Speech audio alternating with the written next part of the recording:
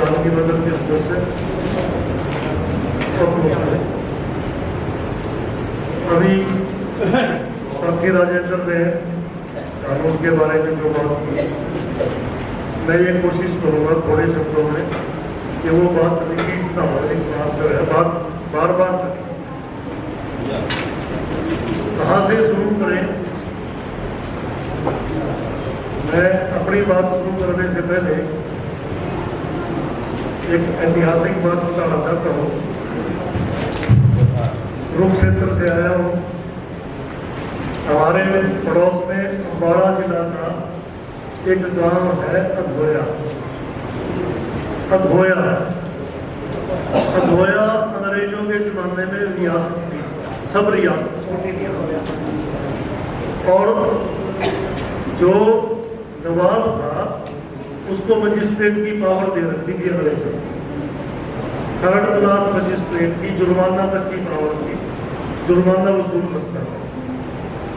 तो वो रोज सुबह उठता, नहा धो के अपनी अदालत लगाता, सिपाही उसे कहता है मुलजम लाओ पकड़ के। तो जो भी किसान कोई जंगल पानी गया, कोई खेत से आया, उसको पकड़ के वो नवाब की अदालत में पेश कर देते। और नवाब साहब पूछते क्या नाम है, तेरे बाप का क्या नाम? वो नाम बताता कि 5 रुपए जुर्माना अभी जमा करो। वो किसान कहता कि महाराज मैंने तो कोई जुर्म किया ही नहीं, जुर्माना किस बात का? तो नवाब जवाब देता था कि पता है तूने जुर्म नहीं किया, और ये भी पता है तू सारी उम्र नहीं करेगा, लेकिन जुर्माना तो हमने देना है, वो तो देना ही पड़ेगा, सरकार कैसे चलेगी। ये कानून ऐसा है उसी की तर्ज पे कि आपने कोई नुकसान किया या ना किया, ये आपको देना पड़ेगा। अब नुकसान की भरपाई के लिए जो पहले से कानून है, प्रक्रिया है, वो है दीवानी अदालत। किसी का कोई नुकसान हो जाए, सरकार का हो जाए, इंडिविजुअल को हो जाए, किसी संस्था को हो जाए, किसी ट्रस्ट का हो जाए, वो दीवानी अदालत में मुकदमा कर सकता है। और उसमें भी जिसके खिलाफ मुकदमा है उसको बुलाया जाएगा, उसका जवाब लिया जाएगा, गवाहियां होंगी और अदालत फैसला करेगी। CPC है, सिविल प्रोसीजर कोड, दीवानी न्यायिक प्रक्रिया का कानून। इस कानून ने साफ लिख दिया कि CPC को मानना ट्रिब्यूनल के लिए जरूरी है, और ट्रिब्यूनल अपने तौर तरीके खुद तय करेगा।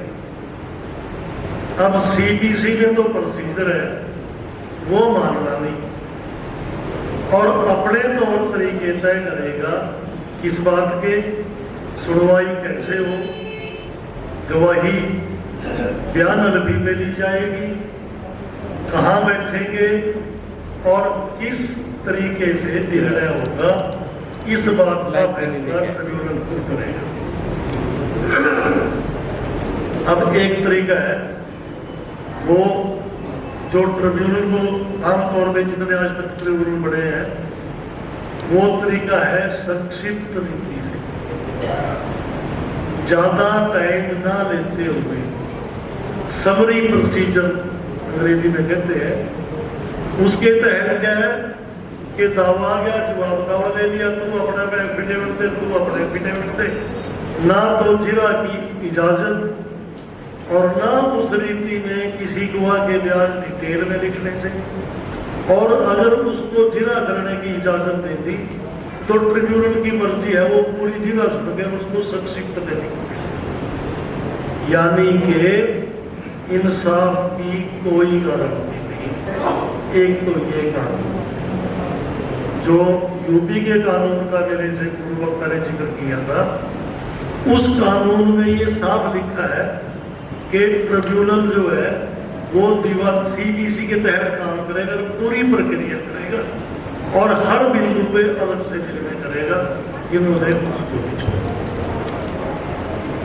दूसरी बात जो मैं कहना चाहता हूं कि जो ट्रिब्यूनल फैसला करेगा वो फैसला उसको लागू कौन करेगा? उसको लागू करने के लिए 4 अफसर जिम्मेवार हैं शुरू से आखिर तक। कमिश्नर, एसडीएम या उससे ऊपर का अधिकारी, एसएचओ पर्चा दर्ज करके कलेक्टर को भेजेगा यानी डीसी को, और डीसी फिर ऊपर भेजेगा, आवेदन मांगेगा कि लियो भाई जिसका नुकसान हुआ अपने दरखास्त दे दो, और वो ट्रिब्यूनल के पास भेज देगा। अब जब ट्रिब्यूनल को पावर नहीं दी दीवानी के तहत मुकदमा करने की, एक एक्सेप्शन रख दी ऑर्डर 38 रूल 5 कि अगर कोई ये जमीन जायदाद बेच के न भाग जाए, इसको पहले ही कुर्क कर दे। जो तरीका था न्याय का उसका तो रास्ता बंद कर दिया और कुर्की का रास्ता खोल दिया। एक बात ये है। फिर डीसी कहीं उसको कलेक्टर इस्तेमाल किया और कहीं डीएम, आदमी एक ही है। और वो क्या करेगा, पुलिस ने पर्चा दर्ज किया, डीएम जो है वो रिपोर्ट भी जो मांगेगा तो पुलिस से ही मांगेगा, जायदाद की इकट्ठी करके दो। पटवारी उसके तहत है, तहसीलदार उसके पास है, उनके पास सारा रिकॉर्ड है। और उसके बाद किसी के पास कोई छुपा धन, कोई मकान, कोई बेनामी संपत्ति, उसकी रिपोर्ट फिर पुलिस करेगी। एक इसका ये प्रावधान है जो गड़बड़ है पूरी तरह। एक प्रावधान जो इसमें किया गया है, मैं उदाहरण देके समझाता हूँ कि जो पीछे हरियाणा में आंदोलन हुआ था जिसमें रोहतक में काफी मकान चढ़े थे, ऐसे हालात में कुछ लोगों के तो मकान, दुकान, वाहन इंश्योरेंस किए होते हैं और कुछ के नहीं होते। तो जिनका इंश्योरेंस किया हुआ है, मान लीजिए आपकी 10 लाख की कार है, 30,000 साल आप उसकी इंश्योरेंस का प्रीमियम देते हैं और 4 साल बाद वो कार आंदोलन में किसी तरह चढ़ गई और आपने पूरा प्रीमियम दे रखा।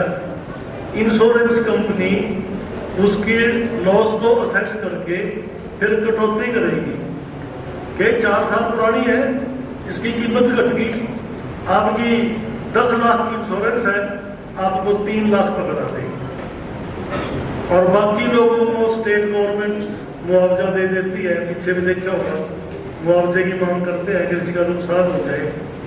तो ये कानून कहता है कि जब नुकसान करने वाले व्यक्ति से मुआवजा रिकवर हो जाएगा तो वो पहले एडजस्ट सरकार का इंश्योरेंस कंपनियों का होगा, यानी इंश्योरेंस कंपनियों का कोई भी नुकसान ये कानून करने नहीं देता। और अगर सरकार ने कोई पैसा किसी को दे दिया मुआवजा या वैसे दे दिया कि नुकसान हुआ है, चलो पहले सरकार उसको रखे।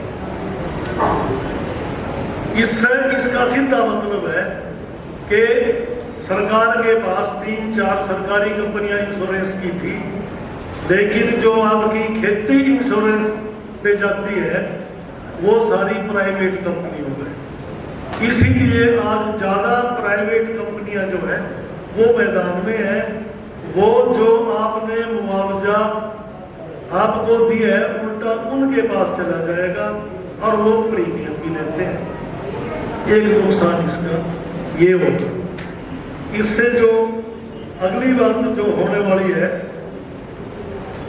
वो है कि भीड़ चाहे कानूनी हो या चाहे गैर कानूनी, आप यहां परमिशन लेके जलसा कर रहे हैं, कानूनी है।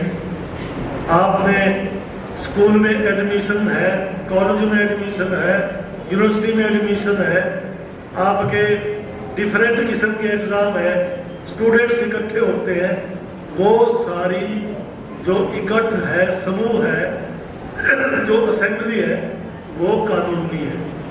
अगर उस कानूनी असेंबली में कुछ गड़बड़ हो जाए, जो आमतौर पे पुलिस वाले जानबूझ के करते हैं, तो उसका भी मुआवजा बरता जाएगा, दिया जाएगा, और उसको गैर कानूनी घोषित करने की जरूरत भी नहीं।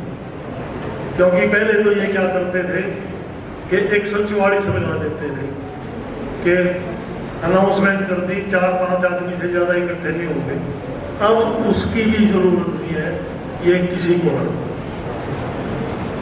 दूसरा इसका जो सबसे बड़ा नुकसान है कि आप पॉलिटिकल पार्टी में काम करते हैं, आप रोज जलसे जुलूस करते हैं, आप करप्शन पकड़वाते हैं, आप लोगों की इमदाद के लिए जाते हैं, और वो प्रशासन के लोग, पुलिस के या दूसरे, आपसे खुद रखते हैं, दुश्मनी रखते हैं, वो आपको लपेट लेते हैं झूठे मुकदमे में कि आपने नुकसान किया है, तो आप उन लोगों के खिलाफ पहले से जो स्थापित अदालतें हैं उनमें नहीं जा सकते, और उनको एक कवर दे दिया, कंबल दे दिया, आवरण के इन्होंने गुड फेथ में किया है।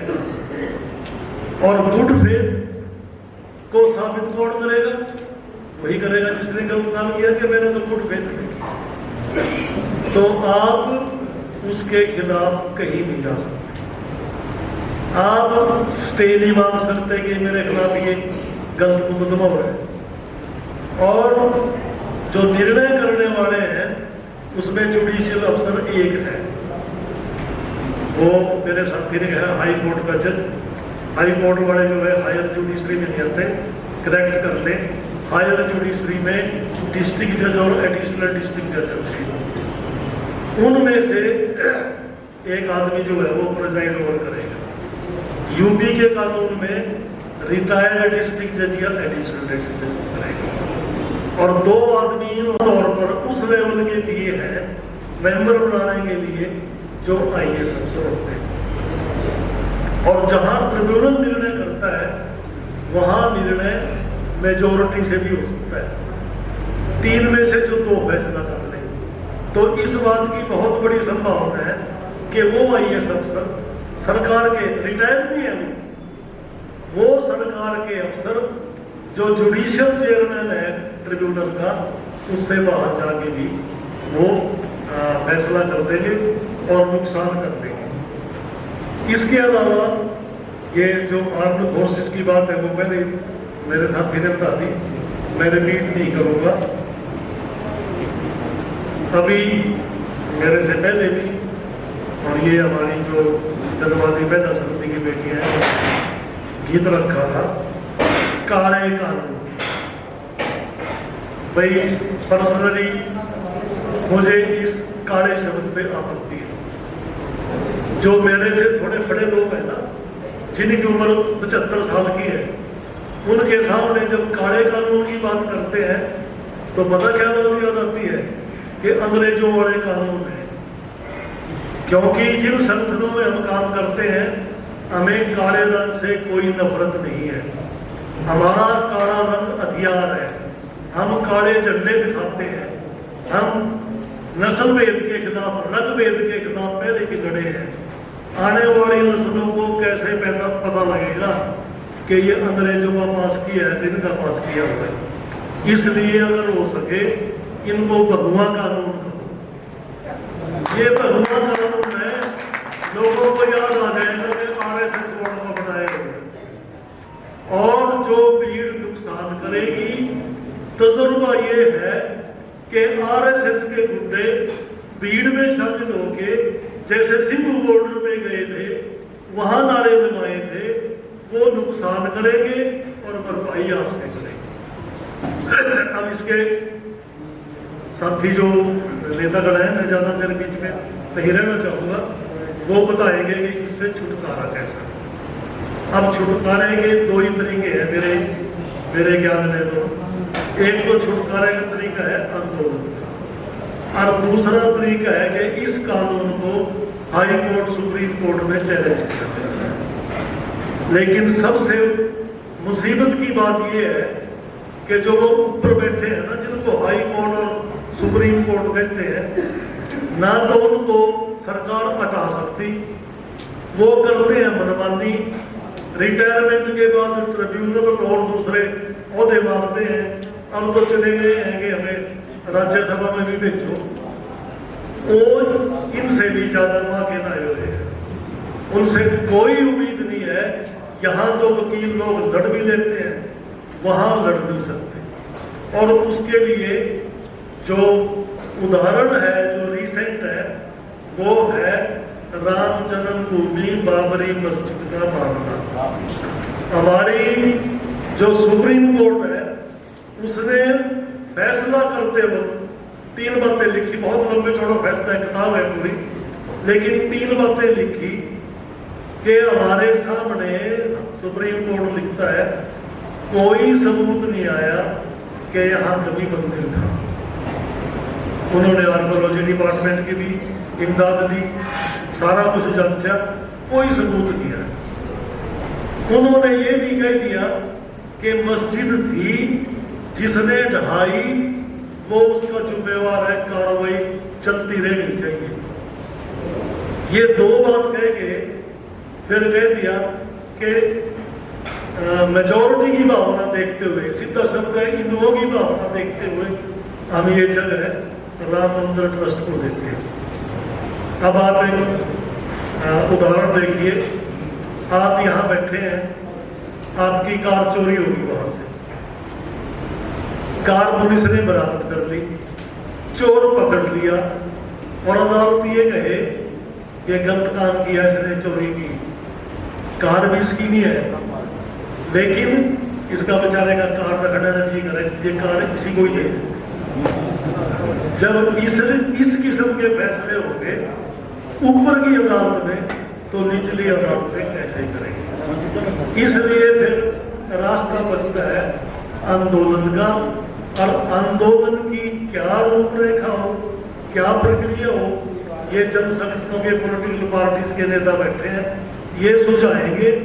इनका तजुर्बा ज्यादा है वकीलों से, और हम मान लेंगे उसको। इसलिए जो प्रस्ताव पेश किया गया है, ऑल इंडिया लॉयर्स यूनियन की हरियाणा इकाई, मैंने अपने सभी साथियों से फोन पे डिस्कस कर लिया था, और हमारे कई साथी आने थे, किसी वजह से नहीं आ सके। तो हमारा पूरा संगठन जो है वो इस प्रस्ताव का भी समर्थन करता है और आंदोलन का भी समर्थन करेगा। धन्यवाद।